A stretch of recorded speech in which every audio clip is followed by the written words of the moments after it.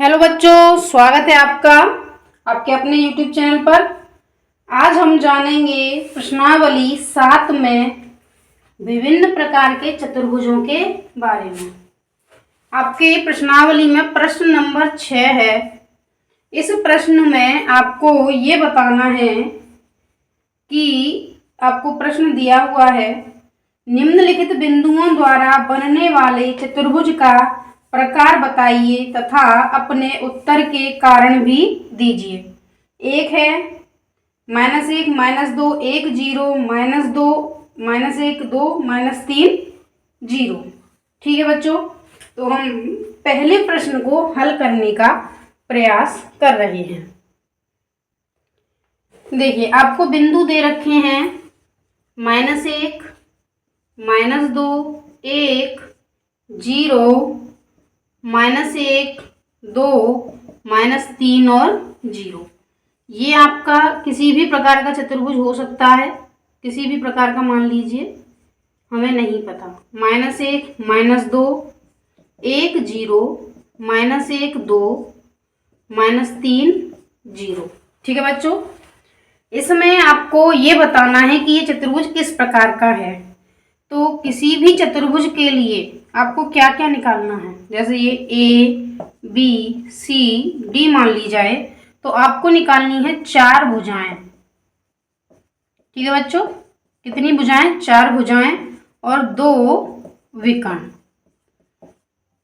आपको क्या निकालना है? आप 4 भुजाओं की मध्य की दूरी ज्ञात करेंगे और 2 विकर्ण ज्ञात करेंगे।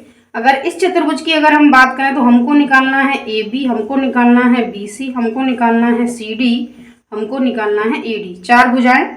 इसके साथ ही हमको निकालना है AC और हमको निकालना है BD। ये हो गई भुजा और ये हो गए विकर्ण।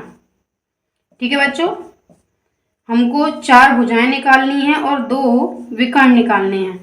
4 भुजाएं 2 विकर्ण निकालने के बाद हम डिसाइड कर पाएंगे कि ये जो बिंदु दे रखे हैं ये किस प्रकार के चतुर्भुज के हैं। और इस बात को मैं आपको लास्ट में बताऊंगी कि हम कैसे पहचानेंगे कि कौन सा चतुर्भुज किस प्रकार का है। तो देखिए बच्चों, सबसे पहले हम निकाल लेते हैं आपके चतुर्भुज ABCD जो दिया हुआ है आपको, उसकी भुजाएं। तो हम निकाल रहे हैं भुजाएं सबसे पहले हम निकाल रहे हैं AB। आप लगाएंगे फॉर्मूला x2 - x1 वाला। AB निकाल रहे हैं तो 1 में से घटाना है -1, तो 1 में से -1 घटाएंगे तो प्लस हो गया। ठीक है बच्चों, और 0 में से घटाना है -2, तो ये भी हो गया प्लस। तो ये हो गया 2 का स्क्वायर और ये हो गया 2 का स्क्वायर, 4 + 4। तो ये आपका हो गया √8 और √8 को हम लिखते हैं 2√2। इसमें आप लिख लेना मात्र।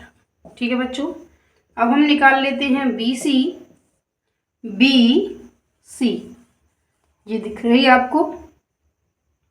आप क्या करेंगे? x2 - x1 करेंगे तो -1 में से 1 घटाएंगे और y2 - y1 करेंगे तो 2 में से घटाएंगे 0। तो ये माइनस माइनस जुड़ जाएंगे तो ये हो जाएगा और 2 में से तो ये हो जाएगा ये। ठीक है बच्चों, ये 4 मिलके हो गए √8, मतलब 2√2। AB और BC आ गई। अब हम निकाल लेते हैं CD आपकी क्या है? -3 और -1। तो आप क्या करेंगे? -3 में से -1 घटाएंगे तो प्लस का 1 हो गया और 0 में से 2। -3 + 1 तो -2 और ये -2। तो ये भी आपके हो गए 4 + 4 मतलब √8, मतलब 2√2 इकाई। इसी प्रकार हम निकालेंगे AD। हमने क्या क्या निकाल लिया है? हमने निकाल लिया है AB, हमने निकाल लिया है BC के लिए मैं आपको यहाँ लिख दूँ। और अब हम निकाल रहे हैं क्या? AD आप देखिएगा, AD -3 में से -1 घटाएंगे तो प्लस और 0 में से घटाएंगे, 0 में से -2 घटाएंगे तो प्लस के 2। -3 + 1 तो -2 और 0 प्लस 2 तो 2, तो ये हो गया 4 प्लस 4, मतलब ये भी आपका 2√2 हो गया। ठीक है बच्चों, तो ये तो आपकी आ गई 4 भुजाएं।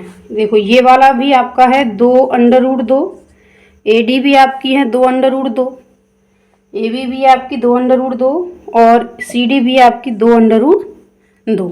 ठीक है बच्चों, अब हम निकाल लेते हैं विकर्ण। देखिए आपके पास विकर्ण कौन कौन से हैं। आपके पास विकर्ण है AC, तो आप AC निकालेंगे। विकर्ण AC निकालेंगे तो x2 माइनस x1, मतलब -1 में से आपको घटाना है -1, तो जब घटाएंगे तो ये हो गया +1, और 2 में से घटाना है -2, तो ये हो गया ये -1 + 1 0 हो गए, 2 और 2 हो गए 4, तो 0 4 का स्क्वायर हो गया 16, और ये वापस से 4 मात्रक। ठीक है बच्चों, अभी आपके पास एक विकर्ण है BD, तो हम BD भी निकाल लेंगे। ठीक है बच्चों, तो -3 में से 1 घटाइएगा, -3 में से 1 घटा दिया और 0 में से 0 घटा दिया। ठीक है बच्चों, -3 में से 1 घटाएंगे तो -4 का स्क्वायर और 0 का 0 आपका, ये हो गया 16, और 16 का वर्ग हो गया 4 मात्र। अब आप देखिएगा आपने क्या क्या निकाला है। हमने निकाला है चूंकि भुजाएं AB बराबर BC बराबर CD बराबर AD बराबर 2√2 तथा विकर्ण AC बराबर BD बराबर 4, ये भी मात्रक और ये भी मात्रक। ठीक है बच्चों, क्योंकि चारों भुजाएं बराबर हैं और दोनों विकर्ण आपस में बराबर हैं। ठीक है बच्चों, तो ऐसी स्थिति में हम क्या कह सकते हैं कि ये जो बिंदु हैं ये एक वर्ग के बिंदु हैं।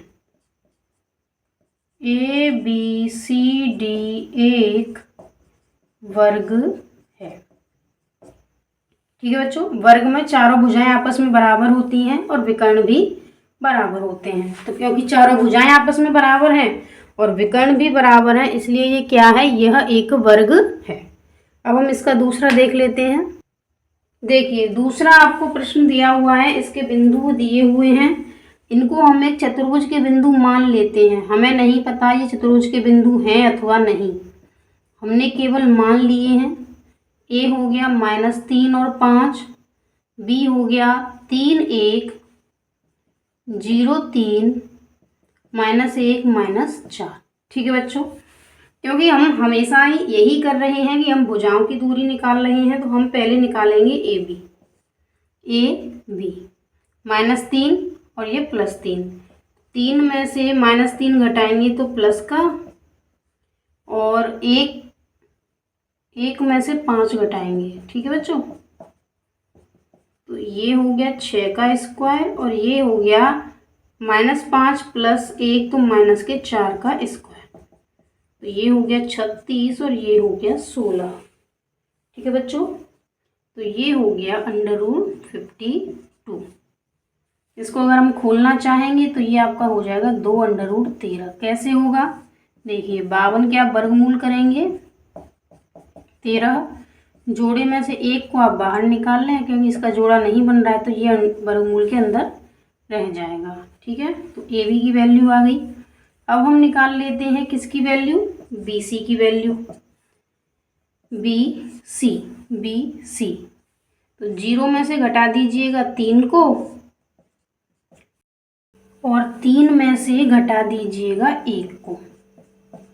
ठीक है बच्चों, तो क्योंकि ये तो -3 हो गया और ये आपका 2 हो गया, तो ये हो गया 9 और ये हो गया 4, तो मिला के हो गया √13। ठीक है बच्चों, अभी आप चाहें तो आप CD और AD भी याद कर सकते हैं, लेकिन क्योंकि प्रश्न में ये दिया हुआ है कि सबसे पहले तो आपको ये बताना है कि ये जो बिंदु हैं ये किसी चतुर्भुज के हैं अथवा नहीं। सबसे पहले हमें ये सिद्ध करने के लिए भी ये देखना पड़ेगा कि चतुर्भुज के बिंदु हैं या अथवा नहीं।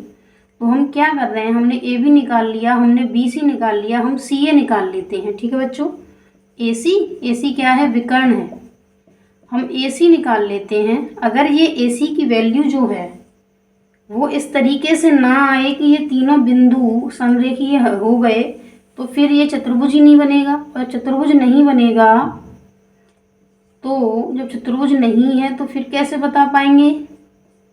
तो ये हम कर रहे हैं ए सी की वैल्यू, ए सी तो 0 में से -3 और 3 में से 5, 3 का स्क्वायर और 3 - 5 तो -2 का स्क्वायर, 9 4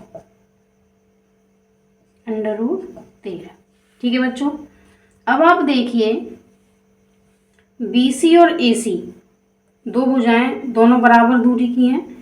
चूंकि आप देख रहे हैं कि BC + AC कितना है, √3 और √13 और √13 कितना हो गया है, 2 √13। और ये किसकी वैल्यू है, ये वैल्यू है AB की। तो क्योंकि आपको दिख रहा है कि BC और AC जुड़ के AB की वैल्यू बना रहे हैं, दिस इम्प्लाइज ABC कैसे हैं, संरेखीय हैं।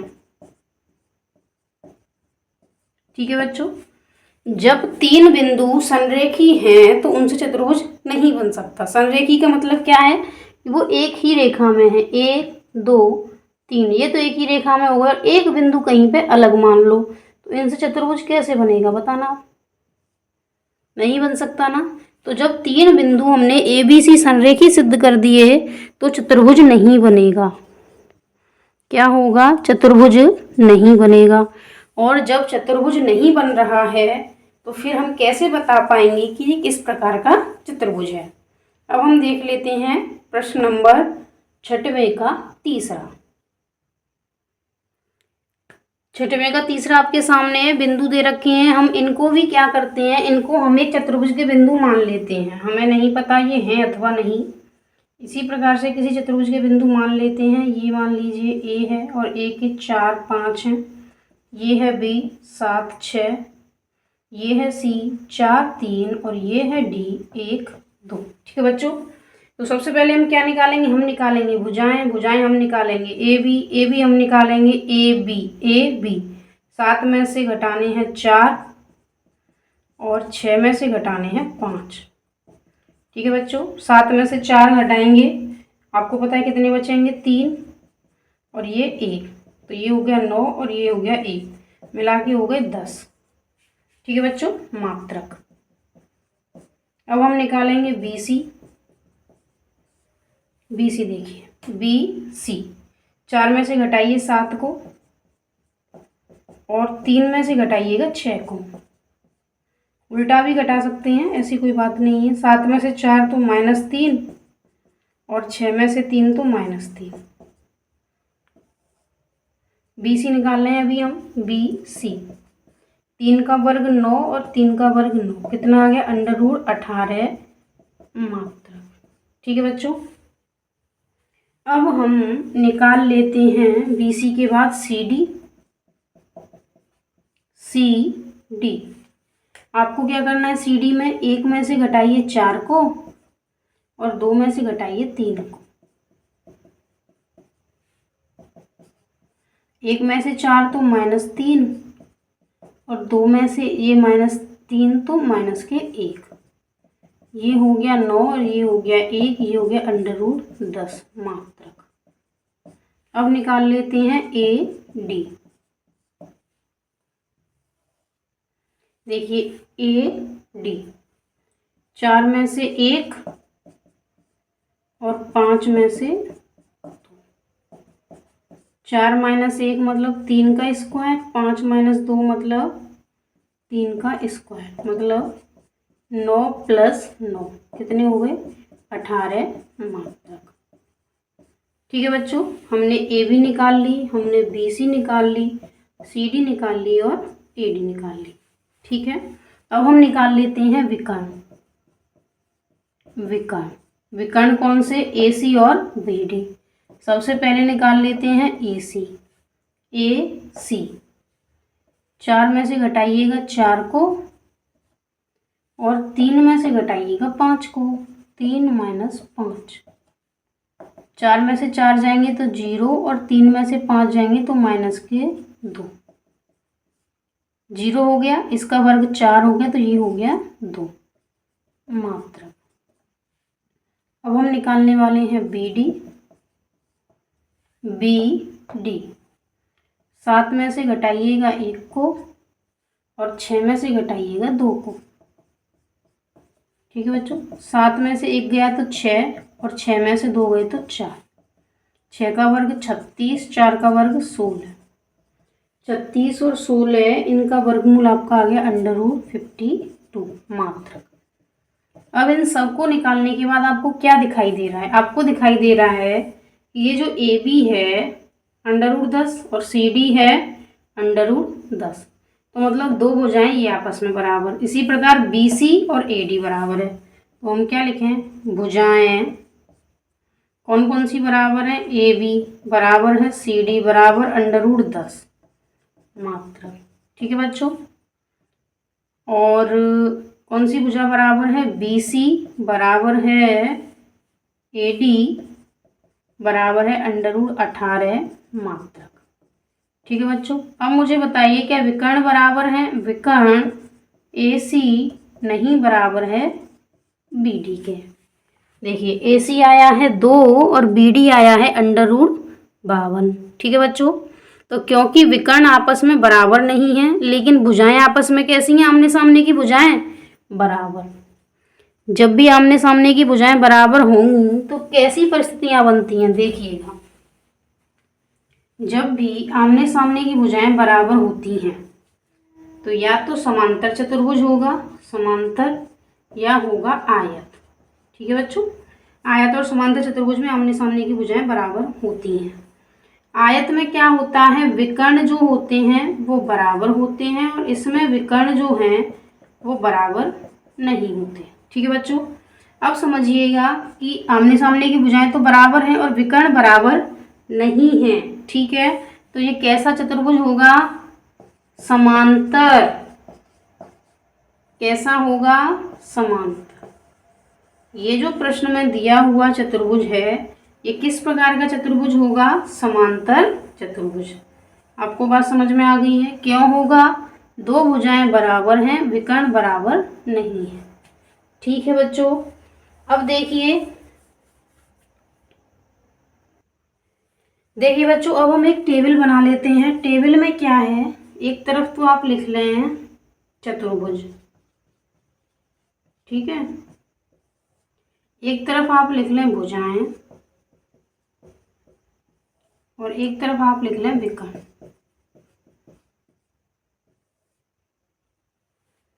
देखिए, जनरली जो आपसे प्रश्न पूछा जाएगा उसमें आपको एक पूछा जाएगा समांतर चतुर्भुज। समांतर में क्या होता है? आमने सामने की भुजाएं बराबर होती हैं। आमने सामने की भुजाएं बराबर। ठीक है बच्चों, और विकर्ण बराबर नहीं होते। अब समांतर से ही आगे क्या पूछा जा सकता है? आयत पूछा जा सकता है। तो आमने सामने की भुजाएं तो बराबर इसमें भी हैं, डिटो, यही बात है, और इसके विकर्ण भी बराबर होती हैं। ठीक है बच्चों, अब आपसे इससे आगे पूछा जा सकता है समचतुर्भुज। समचतुर्भुज, चारों भुजाएं बराबर, विकर्ण बराबर नहीं। इसके बाद पूछा जा सकता है वर्ग। चारों भुजाएं बराबर, विकर्ण भी बराबर। देखिए, समांतर चतुर्भुज का चित्र आप इस तरीके से बना लें, आयत का आप इस तरीके से बना लें। आमने सामने की भुजाएं बराबर हैं और इनमें जो विकर्ण खींचे जाएंगे वो भी आपस में बराबर होंगे। समचतुर्भुज इस तरीके से बना लें और वर्ग को आप इस तरीके से बना लें। चारों भुजाएं बराबर हैं और विकर्ण भी बराबर हैं। तो अगर चतुर्भुज से संबंधित कोई प्रश्न आता है तो आप इस तरीके से उसको हल कर सकती हैं। तो आज के लिए इतना ही, मिलते हैं नेक्स्ट क्लास में। तब तक के लिए टाटा, बाय बाय, नमस्कार।